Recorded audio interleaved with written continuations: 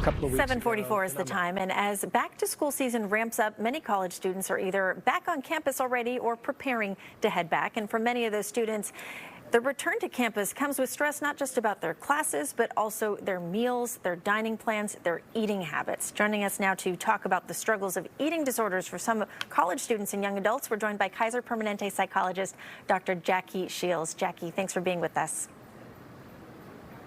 A pleasure.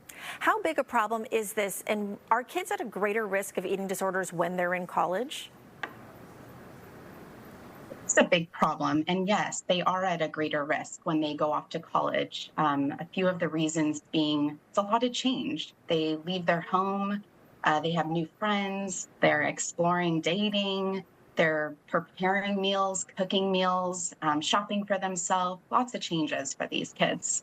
What are some of the risk factors? You know, we've heard and have read about how eating disorders, at the root of it, it's really a search to try and control. When you don't have control about the world around you, you can control what you eat. Is that one of the risk factors for suffering from this? Actually, it tends to be one of the bigger myths around eating disorders, that it's all about control. What we know about eating disorders and all eating and feeding related concerns is that this is neurobiological in nature. So we have a lot of research and literature out there to suggest that kids that are perfectionistic, anxious, very high achieving, so the kids that get straight A's and are really strong athletes. We also see kids that what we call harm avoidant. So they're the good kids. They're not out drinking and doing drugs. These are risk factors. These are red flags. And we know that certain personality traits can trigger the neurobiology of an eating disorder to develop. So not always about control, actually. Well, what can parents do to support their kids struggling with this when, and by kids, I mean young adults, when in some cases when they're in college, they are in some cases miles away from them? What can parents do? Don't wait.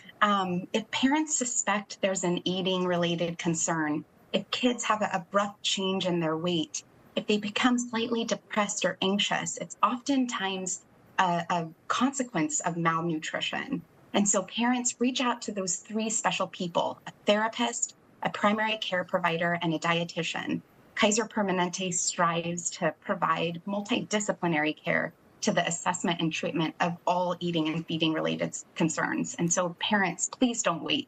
Get your child help. And if there's no improvement after 2 to 4 weeks, consider a conversation about sending them home temporarily. On the line of those conversations, if you as a parent suspect something isn't right, should you ask your child directly about it, or do you run the risk of them just clamming up and shutting themselves off? How do you approach it? Good question. Yes, parents should bring it up. And the best way to do that is to remove all blame. I see you're struggling. Nobody's to blame. Let's get you some help. We will work together to make this right. And really reminding parents that eating disorders are sneaky and eating disorders are manipulative. And that does not mean that their child is sneaky and their child is manipulative. So if they can separate those two immediately with their child, you're much more likely to have a better prognosis. In the years before kids even go to college, I know a lot of parents struggle with wanting to maybe gently remind their kids to eat healthy, but not harp on it so that they feel guilty about what they eat. How do you strike that balance before your kids even go to college? We really focus on intuitive eating and balance. And so really reminding parents to emphasize that they know how to feed their child. They know what a plate should look like. And all food is good food, and food is nutrition, and food is energy. And if you try to kind of make a child eat a certain way, it can be challenging for the treatment of an eating or feeding related concern. So all food is good food. Okay, so important to focus on that message when you're teaching kids healthy eating habits. Avoid, is it this word of advice still to avoid saying, you know, this is a sometimes food or this is a food you shouldn't eat? Yeah, I mean, there's a lot of literature to suggest that we avoid using, names like junk food or treats, or reinforcing food as when only kids are doing something well.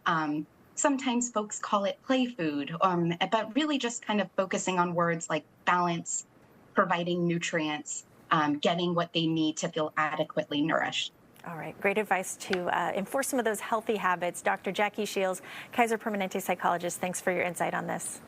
Appreciate it. Thanks.